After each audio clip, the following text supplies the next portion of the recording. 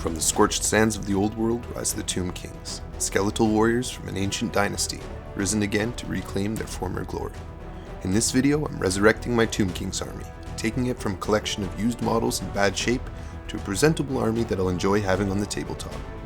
I'll take you through the process of restoring old models and share some tips and tricks that I've developed in over 20 years in the hobby to get armies onto the table quickly, so you can spend more time gaming or just enjoying looking at them. Let's get to it.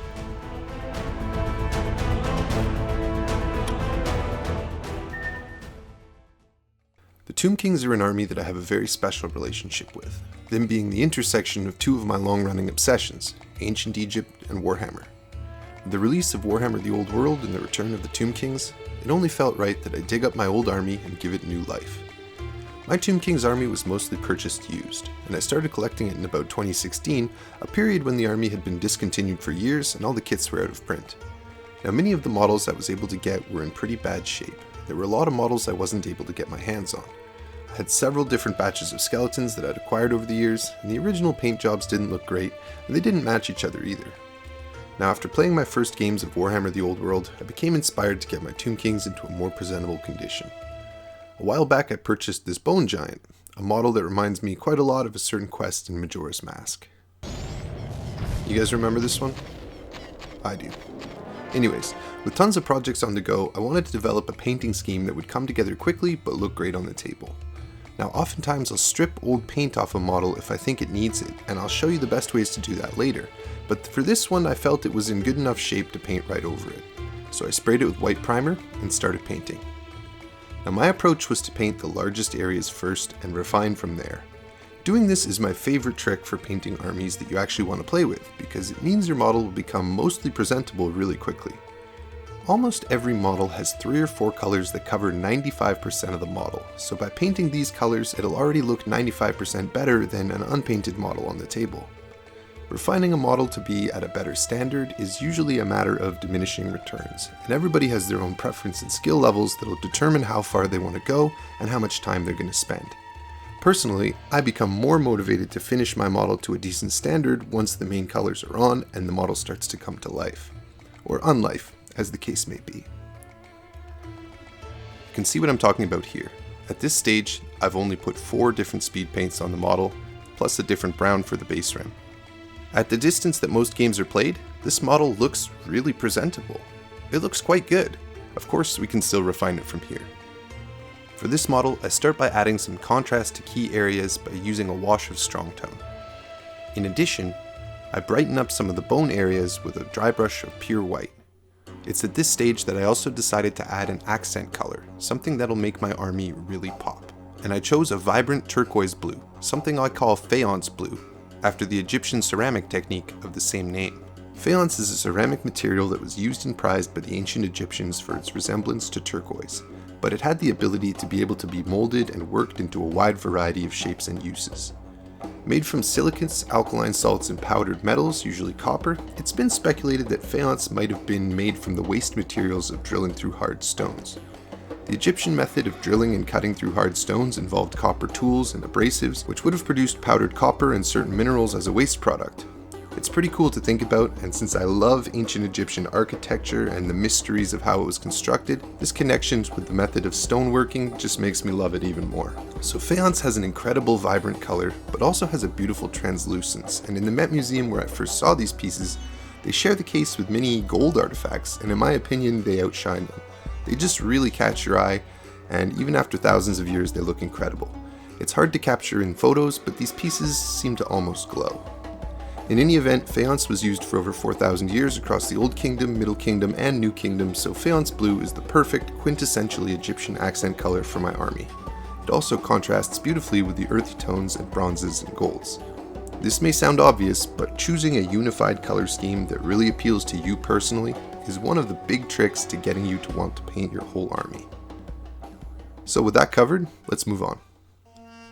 Now, one of the daunting things about painting a Warhammer army is painting regiments of 20 or more troops at once, but with a simple scheme it can be accomplished easily in less time than you would think. This unit of Tomb Guard, for example, I traded from a friend of mine. And as you can see, they have a bunch of different mismatched paint schemes that are all chipped up and are badly in need of repainting.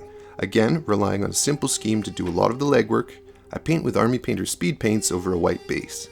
Now speed paints provide some contrast and shading in just one coat, so they're perfect for saving time on a paint scheme. Since they're even thinner than normal acrylic paints, they also flow nicely into cracks and grooves, which saves even more time. The final touch that I add is to provide contrast and definition by applying a wash to the whole model. My favorite wash for this purpose is Strong Tone. Strong Tone doesn't stain or discolor the surface too much, but it seeps into the deepest cracks to define the edges between materials, which really helps bring out details like the individual ribs on skeletons and face details and things like that. At the risk of stating the obvious, every step that you add to a painting scheme compounds when there's 20 models to paint. So the simpler you can make your scheme, the quicker you can get a unit of 20 models painted, like these ones here. This took me just one evening, and it's an incredibly gratifying feeling to get so much painted so quickly. An airbrush is not a necessary tool for army painting, but they certainly do some things incredibly quickly and effectively. Take a look at these shields, for example, which I want to paint faience blue. After sticking them to a piece of wood, I can hit them all with a coat of blue in less than 30 seconds. And moreover, I can add a beautiful gradient with a lighter blue in the same amount of time. For smooth surfaces like this, to achieve this effect on 20 shields with a paintbrush would probably take a couple hours of careful blending. Let's talk for a moment about what I call the dirty secret of painting Warhammer Fantasy models. Because your troops will be lined up in these blocks of, let's say, 20 guys, the guys at the back are just naturally going to get a lot less attention. Moreover, once the arrows and magic and everything starts flying, those guys are going to be removed as casualties probably pretty soon. So it's perfectly normal and acceptable to spend more time on the front rank of guys than on the very back ones. When you have an army that might have 100 different minis in it, it's perfectly normal that they're not all going to be painted to your highest level. Now, sometimes with old models, you want to start from a fresh, clean slate, so you can paint to your highest ability without old paint getting in the way. In these circumstances, stripping the model down to its original state is your best bet. With metal models, the best stripping agent that I've found is acetone. I put the model in a glass jar, covering it with acetone, then give it a swirl. You'll see some paint lift off immediately. I often let it sit for a few hours or days, and then I come in with an old toothbrush to help loosen up some of the old paint and scrub it down to clean metal. The paint should lift right off easily. Here you can see clearly the importance of knowing your materials. Acetone will eat right through both the nitrile and latex disposable gloves that I normally use, so get yourself some proper rubber gloves. This is also the reason why you need to use a glass jar, because a plastic jar will also possibly be eaten by the acetone, and you don't want to mess with that. Sometimes it takes 2 rounds of scrubbing, resubmerging the piece in between, but in the end, you should get a gleaming bare metal piece, ready for paint. Hell yeah. If your miniature has any plastic components, any at all, do not use acetone. It will melt them into sludge. However, this same process can be achieved on plastic minis using isopropyl alcohol, so try that instead. One of the things that can really slow down a speed painting project, even after you've already determined a palette of colors for a color scheme, is knowing what color to paint things. Models are often covered in weird little details. Pouches, straps, weird scraps of cloth, and miscellaneous bits of kit that can take valuable time and brain power to determine what color to paint them. If you paint things the wrong color, it can end up looking weird and detracting from the model as a whole. So I've developed a method for solving this problem on the go, and it goes like follows. First, paint everything that you know what color it will be. Usually this is stuff like skin, armor, and metallic bits. These will help you to see how the model is shaping up. For this Ushabti, for example, I painted dark skin and gold armor. With these colors in place, you can choose what colors to paint the other bits more easily. For example, this Ushabti has a bit of cloth near its black skin. If I paint it very dark, it will not stand out as well as if I painted a pale color. So I opt for this light tan color based on really nothing more than the fact that it's right next to the dark skin, and the contrast between those two things will look great. I can now see easily where my accent color will likely have the most visual impact, on this row of decorative bits on the model's golden mantle. So by following this simple system, I have a nicely balanced looking model. Even though I spent very little time painting it, the balance of light and dark and color across the model gives a balanced composition that will look better on the table than the amount of input effort would have you think. I used the same method on this Screaming Skull catapult.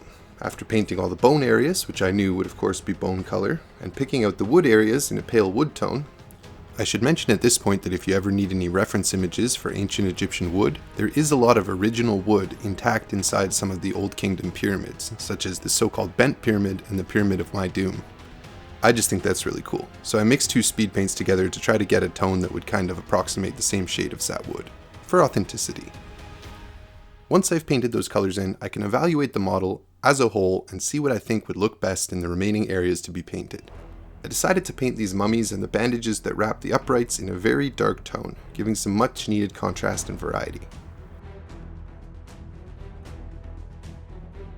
Now with a wash of strong tone for some definition, I dry brush everything lightly with off-white to really make it pop.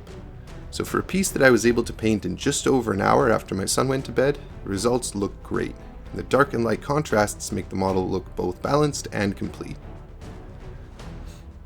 So there you have it guys, a few simple tricks that allow you to get an army from any shape into a presentable and cohesive force in just the span of a few evenings. With new game systems coming out all the time, I think getting armies ready for the table is an important skill, and sometimes blitzing through the bulk of an army to get it ready for the table is an important step to getting there, giving us more time to game, work on centerpiece models, and make some terrain. I want to give a huge thank you to all of my patrons for their continued support. You guys are the best. If you want to join my Patreon and support the channel, links will be below for that as well. I hope you enjoyed this video guys, and we'll see you next time on Eric's Hobby Workshop.